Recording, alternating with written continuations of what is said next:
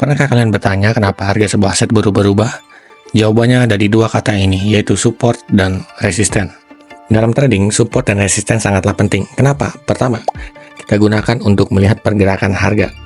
Kedua, kita gunakan untuk mencari momentum yang bagus untuk entry.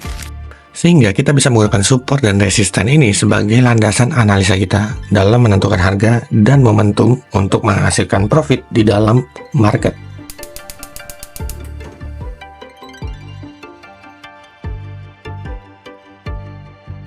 Masih ingat pelajaran dasar ekonomi ketika di bangku sekolah? Ya, saya yakin kita semua tahu yaitu supply and demand, atau biasa kita sebut dengan hukum penawaran dan permintaan. Ketika permintaan lebih tinggi dari penawaran, maka harga akan naik. Sebaliknya, ketika penawaran lebih tinggi daripada permintaan, maka harga akan turun. Sebelum kita masuk ke dalam chart, kita harus tahu dulu bahwa pergerakan supply and demand ini dipengaruhi oleh banyak hal, seperti ketakutan pasar yang mengakibatkan gejolak ekonomi, pengambilan keputusan politik di suatu negara, dan bahkan sentimen-sentimen yang dibuat oleh kelompok elit untuk kepentingan mereka sendiri.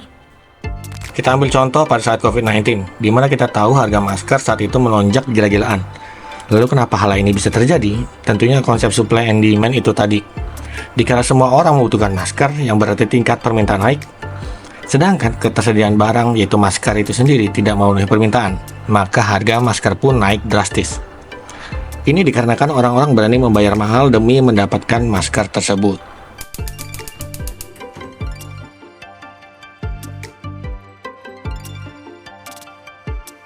Nah, konsep inilah yang membuat support dan resisten terbentuk.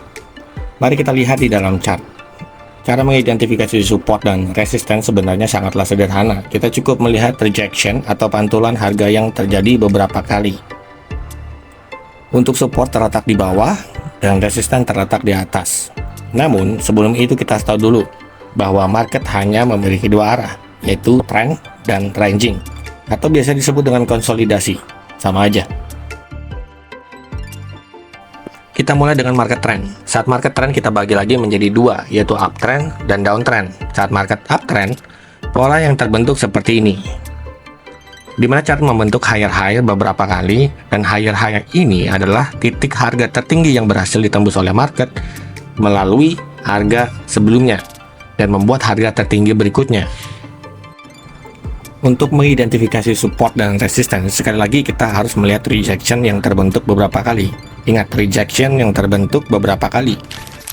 Dan ingat, rejection sendiri adalah titik harga yang tidak berhasil ditembus oleh beberapa candle. Dalam chart ini, maka seperti ini.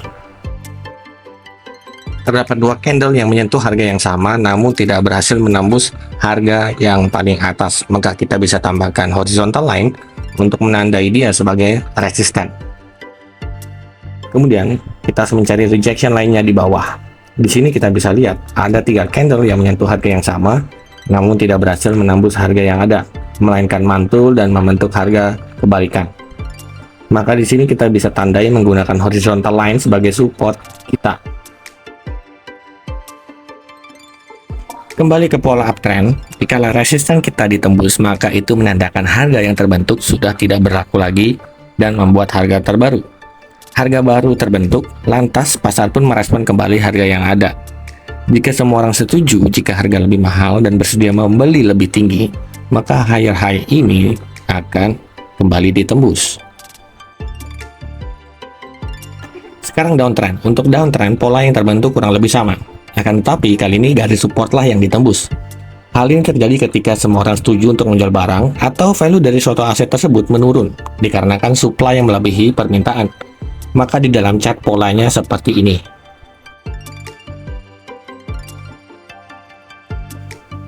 Untuk downtrend, harga yang berhasil menembus harga terendah sebelumnya kita sebut lower low. Dan ingat, hal ini terjadi karena adanya hukum ekonomi seperti di awal, yaitu hukum permintaan dan penawaran. Yang mana di dalam downtrend berarti penawaranlah yang melebihi permintaan. Dan cara menentukan support seperti biasanya, yaitu dengan melihat rejection yang terjadi ketika downtrend.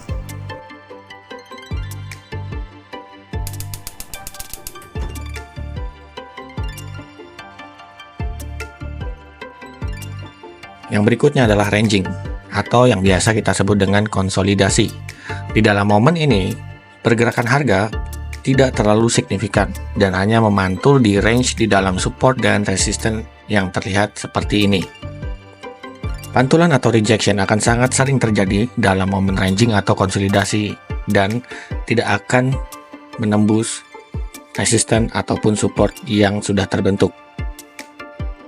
Sekali lagi, cara kita menentukan support dan resisten masih sama dengan melihat rejection yang terjadi beberapa kali walaupun dalam momen seperti ini. Ketika sudah menentukan rejection yang terjadi, maka selesailah tugas kita untuk mencari area support dan resisten di momen ranging atau konsolidasi ini.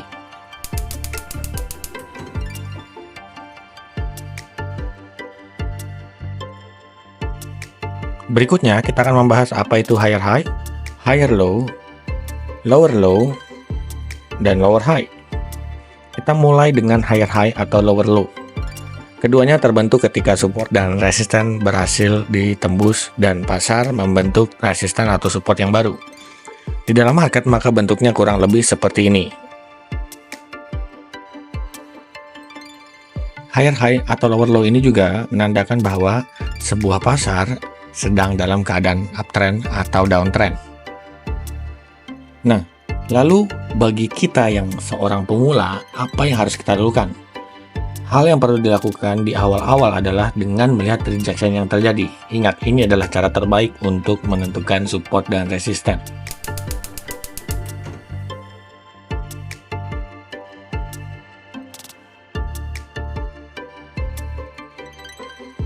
Sekarang saatnya kita berlatih.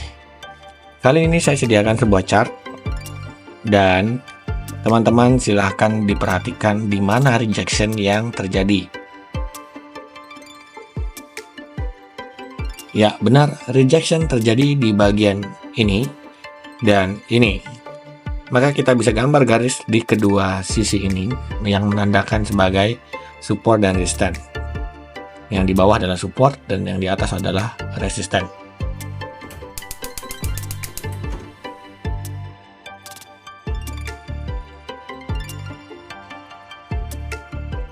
Sekarang mari kita simpulkan bahwa pertama, support dan resisten merupakan landasan dalam analisa trading dalam menentukan entry posisi dan mencari momentum. Kedua, support dan resisten terbentuk dikarenakan adanya permintaan dan penawaran. Bukan sekedar batas atas dan batas bawah, namun ada alasan tertentu di baliknya. Ketiga, support dan resisten dapat dianalisa dengan melihat rejection yang terjadi di market. Keempat, support dan resisten merupakan cara ampuh menentukan arah market dibandingkan dengan indikator. Ini dikarenakan indikator itu lagging atau menunggu harga terbentuk terlebih dahulu dan mengikuti market itu sendiri. Nah, segitu dulu pembahasan tentang dasar support dan resisten. Semoga bermanfaat dan sampai ketemu di video selanjutnya. Jangan lupa klik tombol subscribe dan like. I'll see you again in the next video.